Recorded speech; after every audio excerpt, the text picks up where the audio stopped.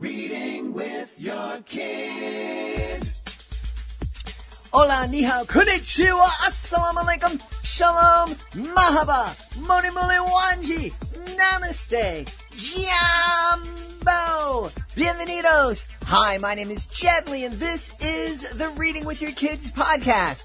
We're coming to you from the beautiful neighborhood of Reedville in the southwest corner of Boston, Massachusetts. Thank you so very much for joining us in our mission to help families grow closer through reading. Please be sure to subscribe to the show on the iHeartRadio app, Amazon Music, wherever you find your podcast. We have two wonderful guests for you today. Shani King will be here to celebrate Have I Ever Told You? Black Lives Matter. And we'll be going to the United Kingdom to speak to Sarah Atherton, who celebrates Bella's Butterflies.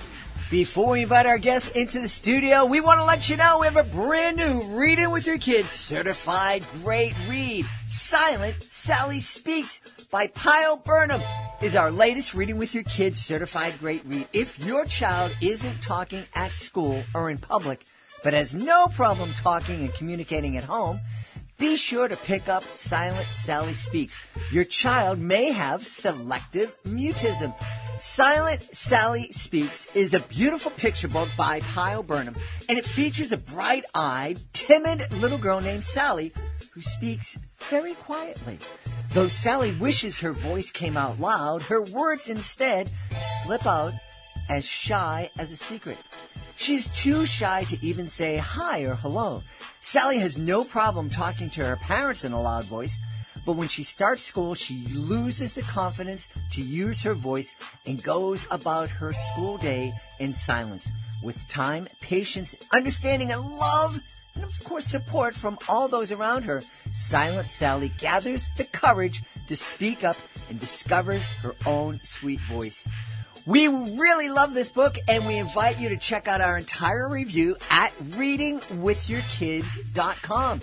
And if you are the author of a fantastic children's book and you want to find out more about our Certified Great Read program, please go to readingwithyourkids.com, click on the Authors Click Here button at the top of the page, scroll on down to Certified Great Reads. Right now, we want to jump on over to the United Kingdom to welcome our guest, Sarah Atherton. Hey, Sarah, welcome to the Reading with Your Kids podcast. Thank you very much. It's lovely to be here. I'm really excited to have you here. Tell us all about Bella's Butterflies, please. Okay, so as you said, Bella's Butterflies is my debut picture book, and it's a story about a little girl who is very worried about doing a math test at school. And so she experiences that horrible feeling in your tummy. As people know, it's called butterflies in your tummy, but being a little girl, she doesn't actually understand that idiom, and she just wonders what is going on, what has her teacher told her. And so she and her friends try to work out how they can get rid of the butterflies. So they try lots of funny things.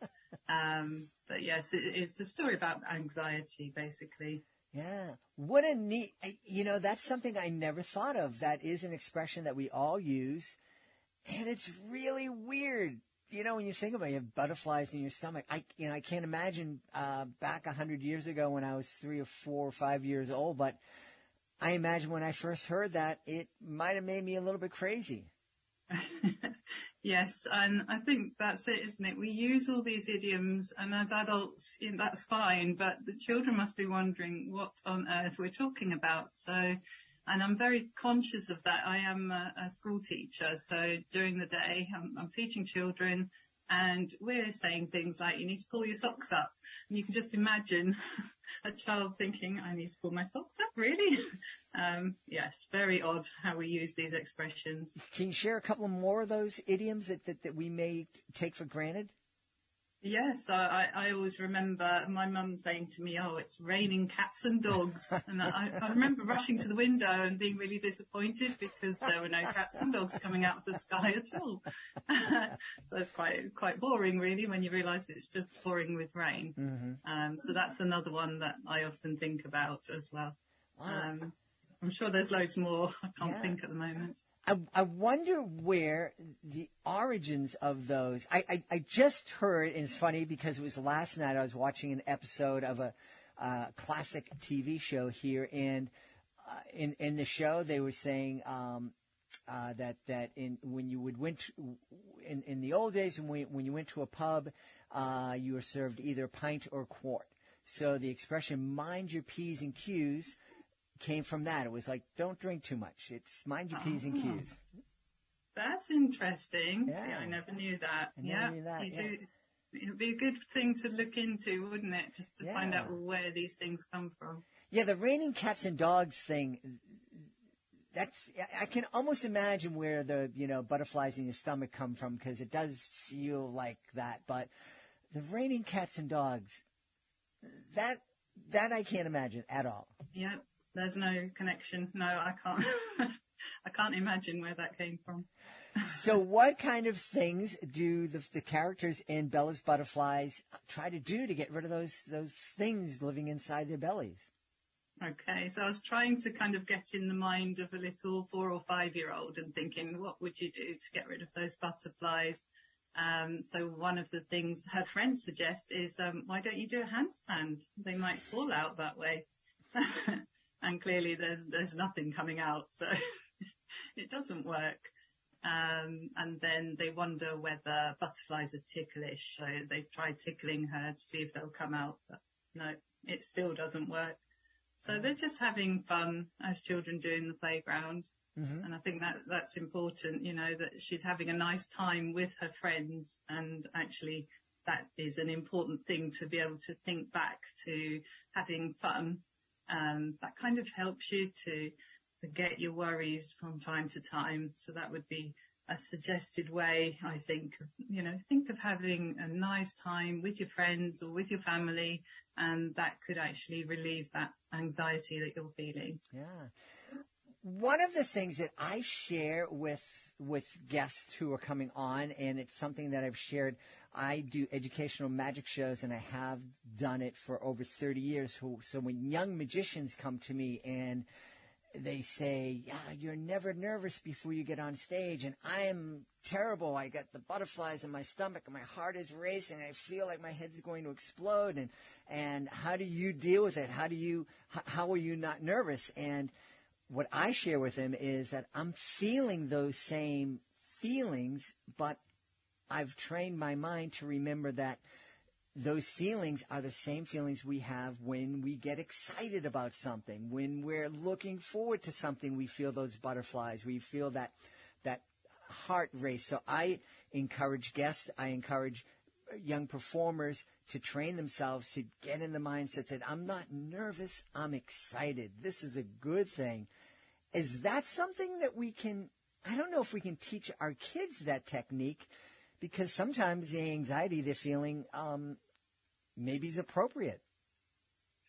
Yes, I guess it depends on the situation. Mm-hmm. So in my story, she's worried about a math test. Mm-hmm. And I think, we probably couldn't kind of make that appealing well, maybe we could kind of say, oh, this is exciting. You can show everybody how great you are. Right, yeah. So in a way, it's building her confidence and saying, if you've prepared for it, you've worked really hard. So this is your chance to show your teachers how good you are. So that could be a way around it, absolutely. But it's interesting what you say about recognizing the feeling, and so you actually know what it is that's causing it. I remember as a child having kind of, feeling really kind of nauseous and thinking, oh no, what's happening? Am I really ill? But in fact, I was just nervous, worried about things. And so I think the first step is for a child to recognize that your body is just showing that you are feeling worried inside, and that's the way it's displaying. Yeah. And that's it. That's interesting. And as a teacher, you must run into that a lot with kids just coming to you and they feel something, they're not sure what it is, and that makes them more worried than, and then it just progresses and builds on itself till suddenly it's the kid's having a meltdown, and what's wrong? I don't know. I lost my pencil. Now I feel like I'm going to die. Absolutely. And, I've taught the youngest children, so what I think you call kindergarten. Mm-hmm. So over here, that's reception. And, they do worry about things that we think, oh, might not be such a big deal, but to them it is a big deal. Maybe they're worried about going into the lunch hall where there are lots of other children. Maybe they're worried about saying goodbye to their mum and dad, and that's, a really common thing that we see. So yes, to them it seems like the end of the world, but for us it's important to just listen and acknowledge that their worries are very real and are important. But it's talking about that and reassuring them that we all worry about things. That's perfectly normal. But it's how we deal with it, that we can talk about it or find other ways, other techniques to kind of make ourselves feel calm. Mm-hmm. One of the things I think that a lot of parents do, especially with young kids, is, of course, a lot of parents feel that there's this expectation that I have to be perfect. I need to be able to answer all of my kids' questions. I can't ever show them that I'm worried, that I'm upset, that I'm nervous, that I'm confused and don't know what to do. Personally, I think that's a pedestal that is way too hard to stay on. Do you agree that it's really important for parents, especially of young kids, to let their kids know that, hey, I'm not perfect. I do have these same stresses, and maybe that's a way for us to model the fact that we're not perfect. We do worry about things, and this is the way you handle it. Absolutely. I think that's so important. And we are the models for them, as you say. And it's really important that we don't kind of hide away and pretend we're always okay, because that isn't reality. And then we are kind of setting our children up for this kind of false thing that isn't going to happen. We do worry about things. As you get older, there'll be other things that you worry about. So I think it's really important that we do show our children and that we show them how to actually overcome those worries. Whether, for some people it might be just listening to some calm music. For others it might be doing a jigsaw puzzle, but just something to kind of take your mind off it, and which I think then can help the children to deal with their own worries. Well, we should tell everybody where they can go to learn more about you and learn more about Bella's Butterflies. Okay, so there's my author website, which is sarahatherton.co.uk. And I am on just about every social media platform there is. So Twitter, and I'm Sarah A. Author. And then on Facebook, Instagram, TikTok, and YouTube, I'm Sarah Atherton Author. So I really look forward to lots of people getting in contact and celebrating Bella's Butterflies with me. Absolutely. We've had a great time speaking with the author of Bella's Butterfly, debut picture book author Sarah Atherton. Sarah, thanks so much for spending time with us today. Thank you very much for having me. It's been lovely talking to you. One of the things I love about hosting the Reading with Your Kids podcast is I get to meet and speak to authors from all over the world. It is absolutely wonderful. Another thing that I love about the Reading with Your Kids podcast is I get to meet and speak to lots of you at live events. We haven't been able to do that very much lately. The pandemic has kept us all close to home. Well, thankfully, things are starting to open up again. And the Reading with Your Kids podcast, we're going to be part of a number of really great events. 2 of them are coming up in the next couple of weeks. On August 28th, we're going to be at the Cape Cod Fairgrounds as part of Connect Fest, an amazing family music festival. Our friend Phil Joel, formerly of the Newsboys, also of Zealand Worship, he'll be there on stage. He's been on the podcast telling us about his book, Redwoods and Whales. He'll be on the main stage. I'll be on the family stage presenting my family magic show. And we'll also be at our Reading with Your Kids booth. You can come on over, say hi, get to know some great books that will be on display, maybe win some books, and maybe be a part of the podcast. We're also going to be part of the Lowell Kinetic Sculpture Race in beautiful downtown Lowell, Massachusetts on September 18th. Now, both events are free. You do need tickets for Connect Fest. You can get those, they're free. You can get those free tickets at fuseconcerts.org. We'd love to see you. Please come on over, win some books, be a part of the podcast. August 28th, Connect Fest, Cape Cod Fairgrounds, Falmouth, Massachusetts. September 18th, the Lowell Kinetic Sculpture Race, beautiful Lowell, Massachusetts. Joining us right now from Miami in Florida, where he is vacationing, I guess, from his usual home in Brazil. Please welcome to the show the author of Have I Told You, Black Lives Matter, Shani King. Shani, welcome to the Reading with Your Kids podcast.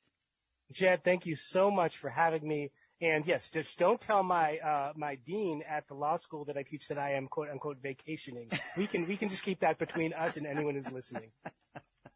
Well, this really is hopefully we're at the end of the tunnel. We're starting to get close to the end of the tunnel of this crazy pandemic that's turned the whole world upside down. I'm really excited to have you here. This, certainly in the name of your book, Have I Told You That Black Lives Matter? It's certainly grabs your attention. Can you tell us a little bit about the book? Sure. Well, so I wanted to write this book, and frankly, all the two books that I have, I guess they come from, the way to start, Jed, is they come from conversations that I have or want to have my kids. Mm-hmm. And so, with my kids. And so, I want my kids and all kids to know that they're powerful and that they're amazing and that they're special and that we believe in them, right? We is all of us. And so, my first book, which is Have I Ever Told You, was inspired by a political climate that I thought was reflective of a society that doesn't reflect who these kids are, right? And that book reflects conversations that I actually have with my kids. Now, the book that we're talking about today, that you mentioned, Have I Ever Told You Black Lives Matter, I think reflects conversations that I want to have more of with my kids and all kids, right? And I want my kids and all kids to know that they have a long history of being powerful and accomplished and empathetic and successful in every field and endeavor, and that this was as true 100 years ago as it is today.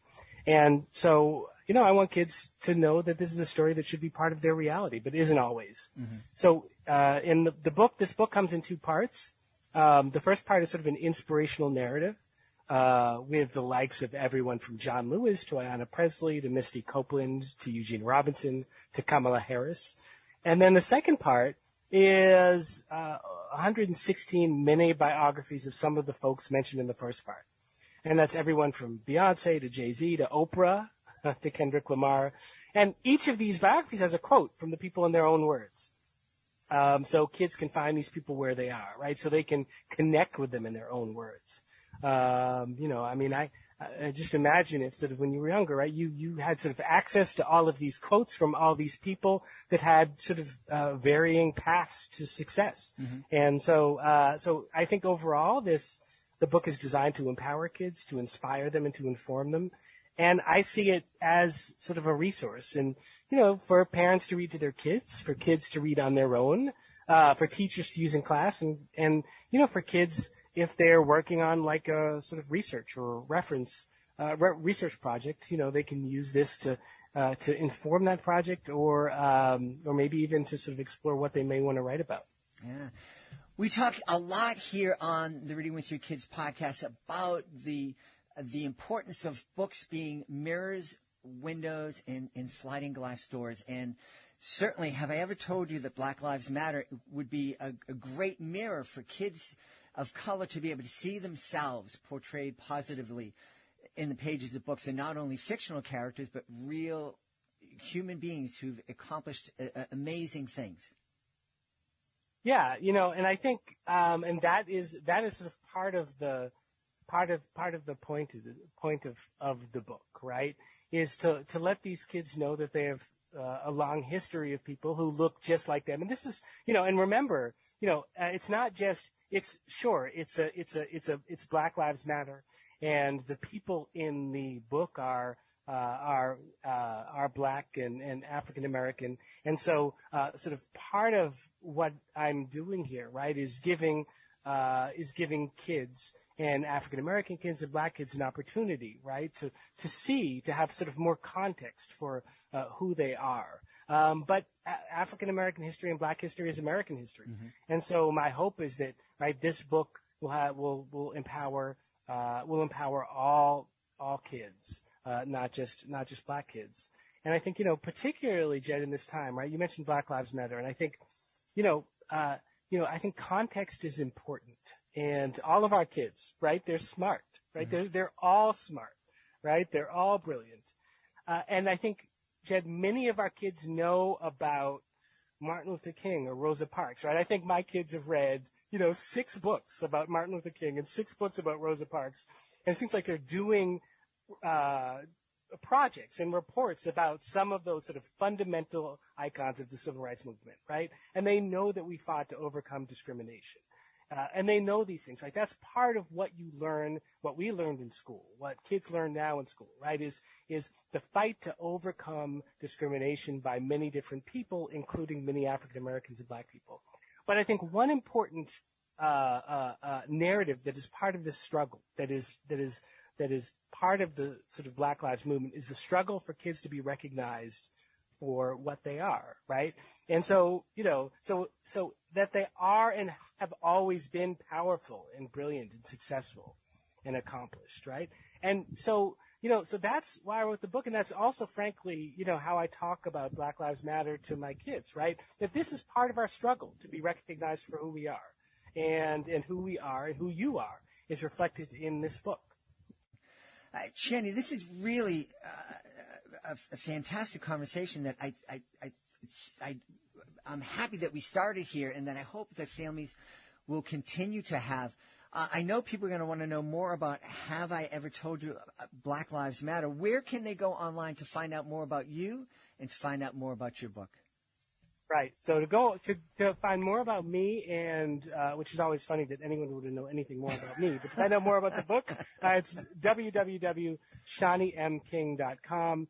And sort of all of my contact information is there. I have lots of information about sort of both of my sort of professional lives, me as a law professor, and also, more interestingly, me as a children's book author. My contact information is also there. And one of the things that I love to do, probably my favorite professional thing to do, or my favorite thing to do other than being with my family, is to talk to kids. And so I'm definitely available, particularly in this virtual world, to talk to kids about the book, about writing, or about anything that may sort of have any chance at empowering them. Well, this has really been a wonderful conversation. We've had really just been a real eye-opening conversation with the author of Have I Ever Told You Black Lives Matter, Shani M. King. Shani, thanks so much for taking time to be with us today. Thank you. Thank you so much for having me, Jed. I love the work that you do. I think it's such a unbelievable sort of service to families and to children, and I'm really just honored to be a part of it. Please be sure to join us for the next episode of the Reading with Your Kids podcast. 2 great authors will be joining us. Amanda Malik Ahmadi will be here, along with Clary Kavanaugh. That's the next episode of the Reading with Your Kids podcast. Hey, earlier on, you heard me announce that Silent Sally Speaks by Burnham is our latest Reading with Your Kids certified great read. If you are the author of a fantastic children's book, you might be wondering, what is this certified great read thing? Well, in a nutshell, we have a panel of teachers, parents, and kids, and if they believe that a book is worthy of 4 or 5 out of 5 stars, it becomes a certified great read. And with that status comes a number of really powerful tools that can help your book stand out from the crowd of books that are published every single month. Are you aware that there are thousands of books published every single month? Not every single year. Every single month, there are thousands of books published. It is really hard to stand out. The Reading with Your Kids Certified Great Read program can help. Check it out today. Go to our website, readingwithyourkids.com. Click on the Authors Click Here button at the top of the page. Scroll on down to Certified Great Read. Want to thank the folks who made today's show so wonderful. Of course, want to start by thanking our guest, Shani King. Be sure to check out Have I Ever Told You Black Lives Matter? And Sarah Atherton, the author of Bella's Butterflies. We'd love it if you could check out Bella's Butterflies. I want to thank my team, Alejandra Doherty, Fatima Khan, Helen Frazier, Justina Thompson. I want to thank my beautiful wife for all the support she gives me. Most of all, we all want to thank you. Thank you so much for taking the time to join us today. And as always, thank you so very much for taking the time to make the world a better place by reading with your kids. I'll be looking for you in the next edition of the Reading with Your Kids podcast.